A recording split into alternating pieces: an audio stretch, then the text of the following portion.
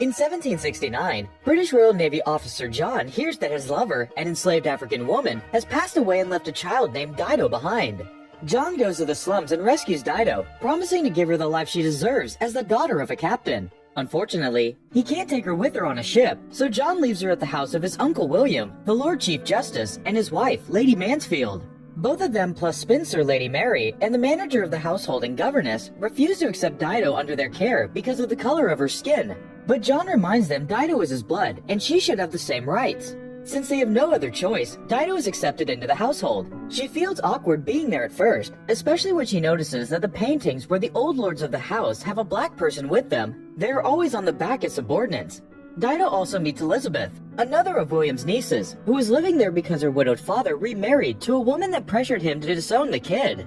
The girls quickly became friends and grow up together as sisters. Elizabeth never treated Dido as anything but her equal, even as they become ladies. One day, Dido received devastating news. John had died on duty and left her £2,000 a year, making her an heiress.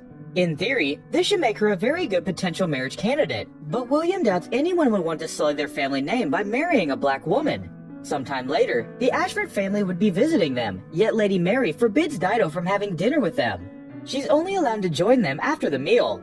Dido asks William how she could be too high in rank to dine with the servants, yet too low to dine with her own family.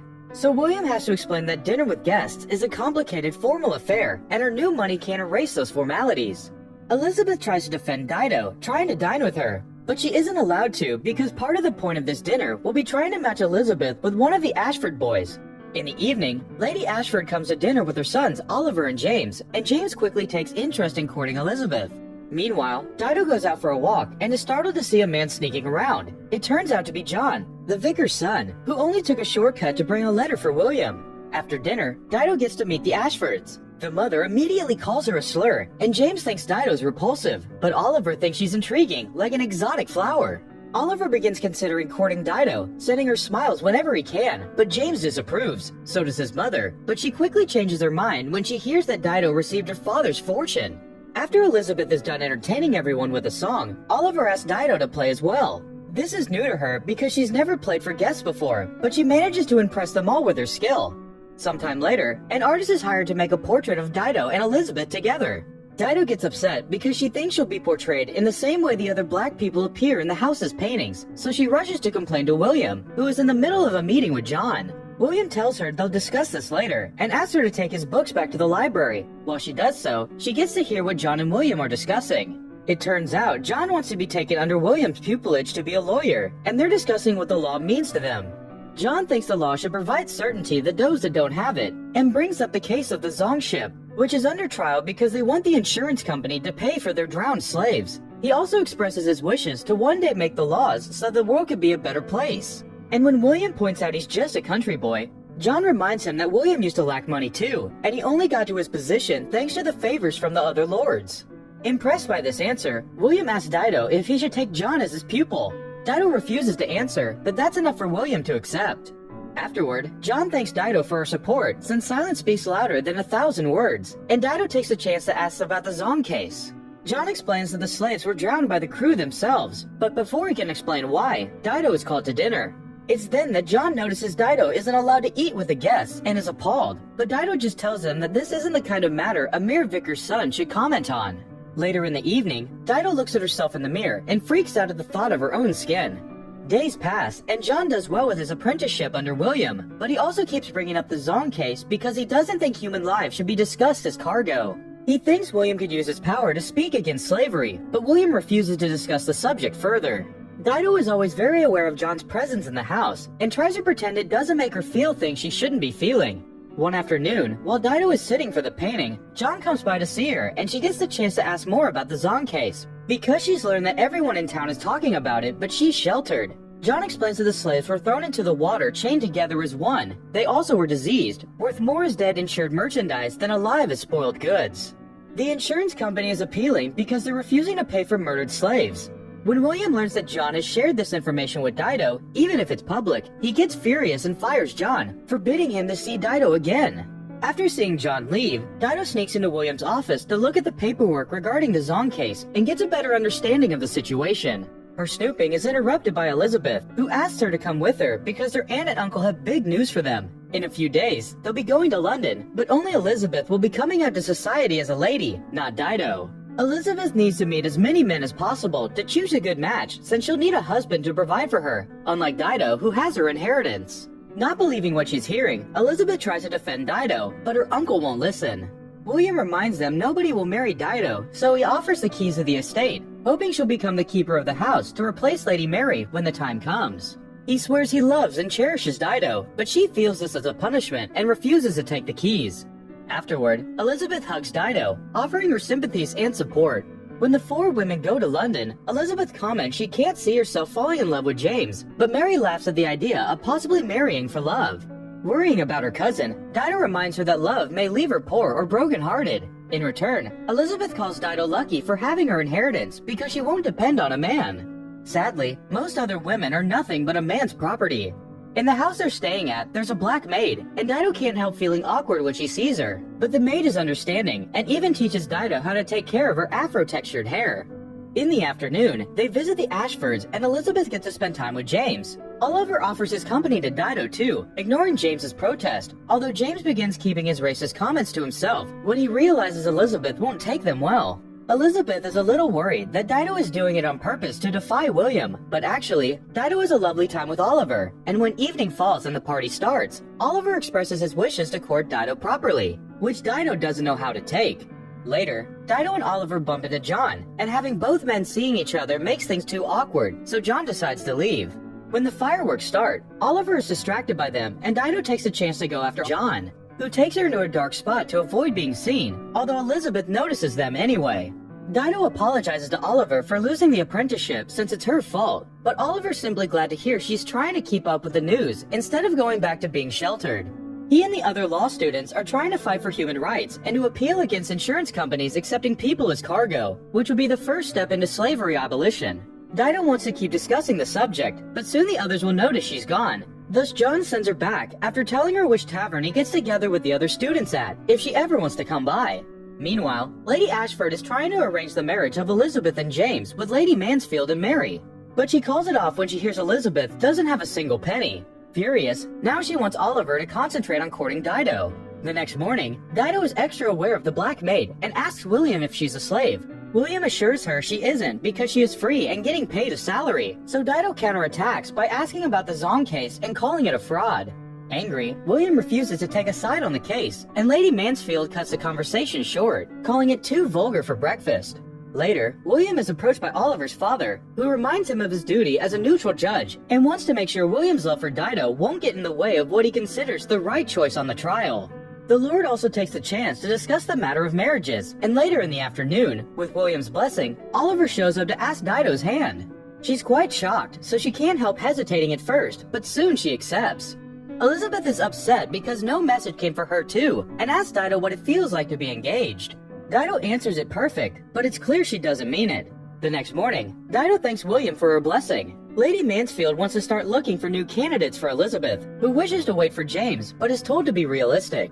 Dido notices Mary is reading a new pamphlet with news about the Zong case, so after breakfast, she sneaks into William's office again to find some incriminating documents that prove that the Zong crew said they killed the slaves because they were out of supplies to take care of them. They were actually lying, because the ship passed by many ports without stopping to restock. The slaves' quarters were also overcrowded, which is what made them sick.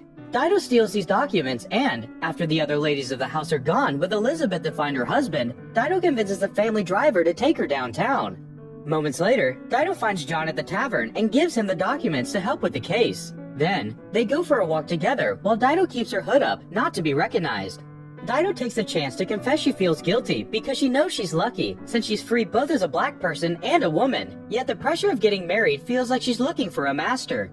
John tries to compliment her, but Dido stops him by pointing out she's engaged to Oliver. And when John asks if that's what she truly wants, Dido just makes excuses about doing the necessary thing to keep the rank she deserves, instead of being a spinster like Mary. In John's eyes, she's reducing herself for the sake of rank, and she deserves someone that would marry her even if she was poor. When Dido returns home, she hears Elizabeth complain about how hard it is to find a husband that is both suitable and wealthy. Dido wonders what happens if the man is suitable but you don't feel yourself with him. However, Elizabeth is sure she had love with James. Some days later, during another party, everyone keeps gossiping about Dido's engagement and Elizabeth's desperation, although at least she gets an offer from another suitor.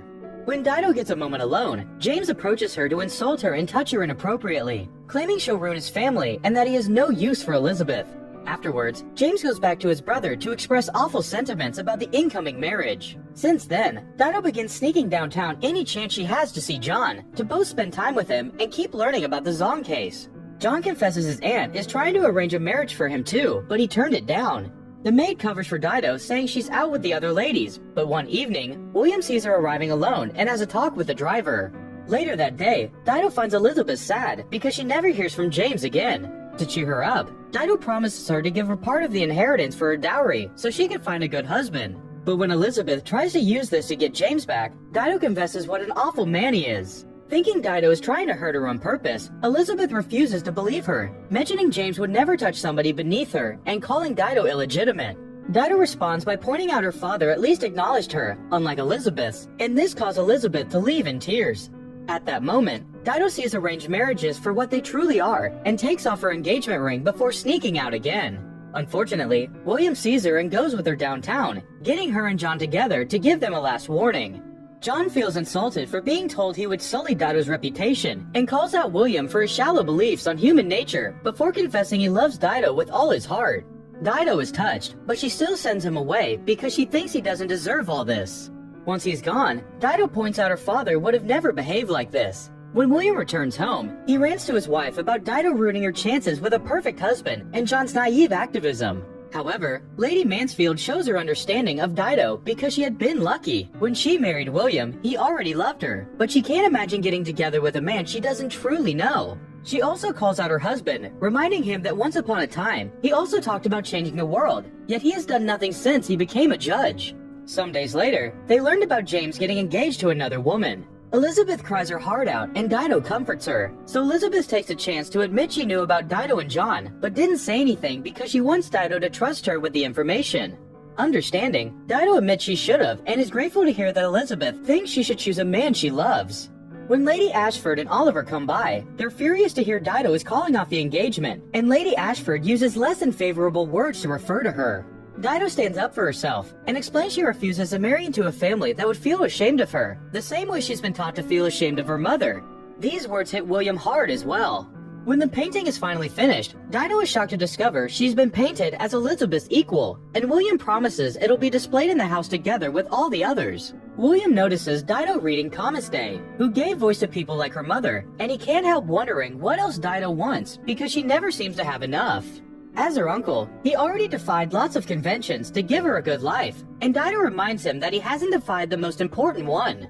The day of the trial, William arrives at court and overhears John speaking about the law's responsibility to protect people from others, but also from themselves. Law mustn't only sanction, it must also prevent. John sees William too and reminds him of his responsibility because Dido wasn't a slave by mere luck, and William's decision could mean living in a world where his beloved niece could be classified as cargo. William just answers that John shouldn't allow his emotions to guide his law studies. When the time comes for William to give his verdict, he notices Dido has sneaked into the courthouse and finally decides to do the right thing.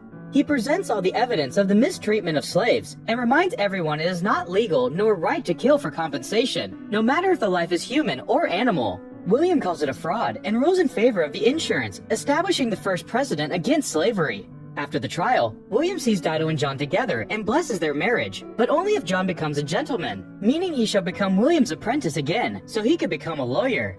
Once William is out of sight, Dido tells John she loves him too, and the two of them finally kiss. The real Dido and John got married and had 2 sons. The real Elizabeth eventually married too and had 3 kids. The Zong massacre became a seminal step towards the abolition of slavery. The real painting of Dido and Elizabeth hung at the estate until 1922, and nowadays it hangs at Scone Palace in Scotland, William's birthplace. Make sure to subscribe and turn on notifications so you can watch more videos like this. Thanks for watching.